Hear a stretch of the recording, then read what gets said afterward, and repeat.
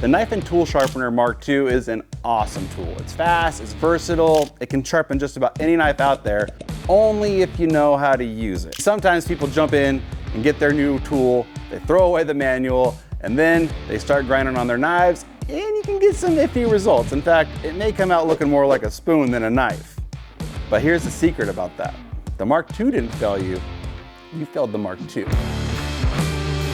I've made every mistake using this machine too, and I've narrowed it down to 5 tips I can give you to avoid messing up your knives. Don't put the knife in the guide with the machine on, for the love of God. Make sure you start by placing the knife in the guide and then powering the machine on. Pull through and then stop with the tip of the knife still in contact with the belt. What this does is it avoids removing too much material. If that belt's moving when you drop the knife in the guide, it's going to chew material off the knife, causing a swell, and if it pulls through off the belt, it's going to wrap around the tip of the knife, causing rounding. So, place, power, pull, stop with the tip of the knife still in contact with the guide. Otherwise, you end up with a knife that looks like this. Tip number 2, it's a powered sharpener. So, when that belt starts moving, anything it touches, it's going to remove material. So that means thumb studs, ouch. Bolsters, scarred for life. Scales, gonna look different when that belt touches them. So here's the moral of the story, guys.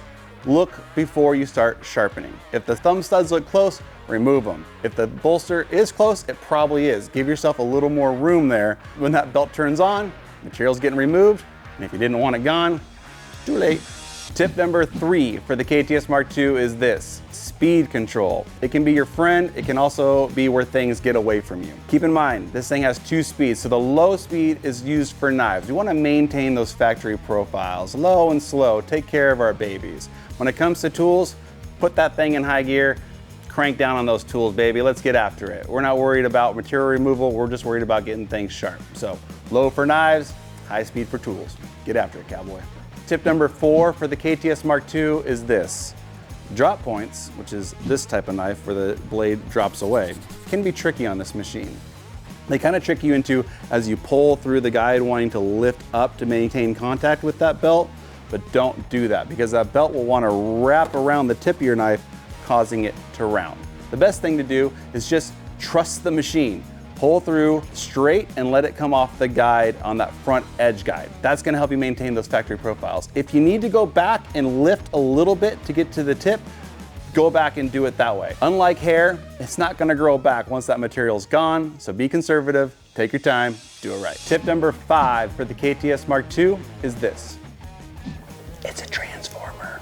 Pull the guide off, rotate the cassette forward, throw that bad boy in high, and you can sharpen any tool in the shop. I'm talking axes, lawnmower blades. Any big tool that you can get this machine to, you can put an edge on it. But that's not all. You can also rotate that cassette back, and there's an angle guide for scissors as well.